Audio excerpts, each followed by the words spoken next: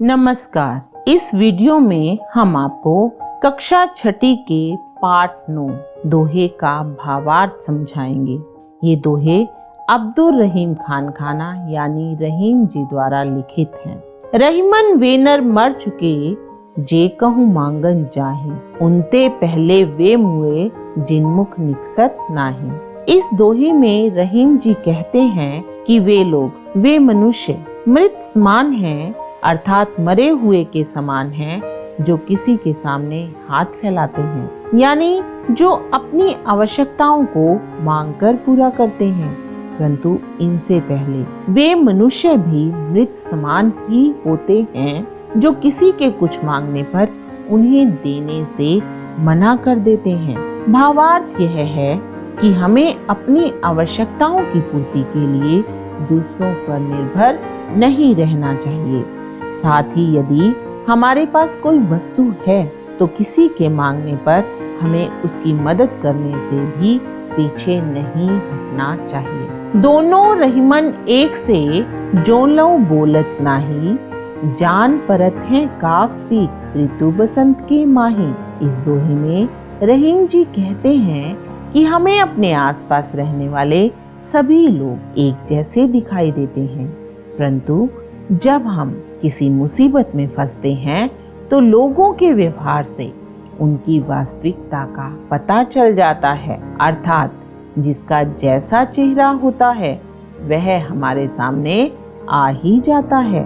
ठीक उसी प्रकार जैसे कि वैसे तो कौवा और कोयल दोनों ही रूप रंग से एक जैसे दिखते हैं, परंतु वसंत के मौसम में कोयल की कूक यानी उसकी मीठी वाणी और कोए की कांव कांव यानी उसकी कर्कश आवाज से उन दोनों में अंतर स्पष्ट हो जाता है।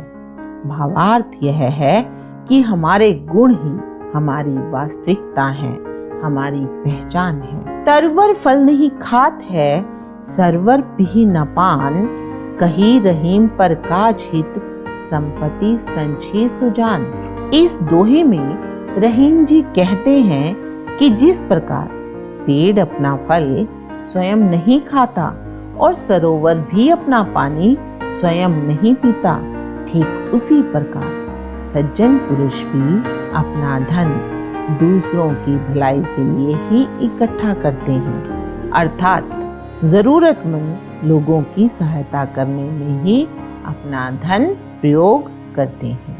भावार्थ यह है कि हमें भी परोपकार करने की सीख लेते हुए जरूरतमंद लोगों की सहायता करनी चाहिए। कही रहीम संपत्ति सगे, बनत बहुत बहुरीत, विपत्ति कसोटी जे कसे, सो ही सांचे मीत।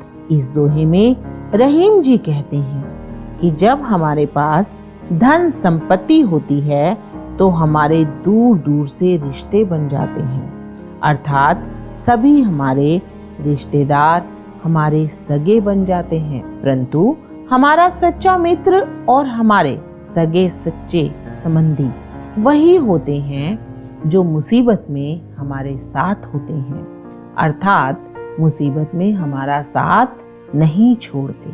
भावार्थ यह है कि हमें मित्र सोच समझकर ही बनाने चाहिए, क्योंकि सच्चा मित्र केवल वही है जो बुरे वक्त में भी हमारा साथ देता है। रहीमन निज मन की बिथा, मन ही राखो गोए, सुनी अटिलहे लोग सब, बांटी न लेहे कोई।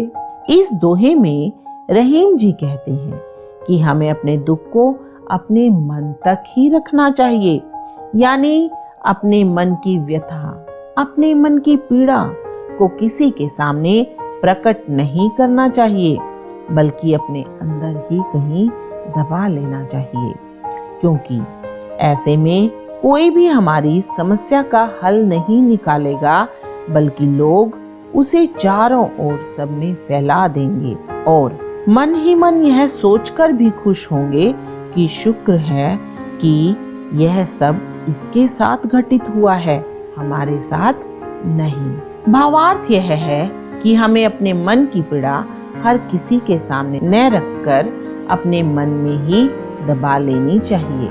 रहीमन देखी बड़ेन को लघु न दीजिए डारी, जहां काम आवे सुई कहा करे तरवारी। इस दोहे में रहीम जी कहते हैं कि हमें किसी भी बड़ी वस्तु को देखकर छोटी का त्याग नहीं कर देना चाहिए। संसार में छोटी बड़ी प्रत्येक वस्तु का अपना अपना महत्व है। ठीक वैसे ही जैसे कि सुई कपड़े सिलने के काम आती है और तलवार युद्ध में प्रयोग होती है, दोनों का एक दूसरे के स्थान पर प्रयोग नहीं किया जा सकता, अर्थात विपरीत स्थिति में दोनों निरर्थक हो जाती हैं।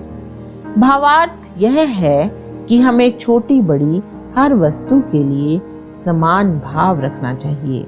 हर एक वस्तु का अपना महत्व होता है। अंततः यही कहना चाहूंगी कि रहीम जी ने इन दोहों के माध्यम से मनुष्य को जीवन जीने की कला सिखाई है, अर्थात हमें इन दोहों से मिलने वाली सीख को अपनाते हुए अपनी जीवन जीने की कला को निखारना चाहिए। धन्यवाद।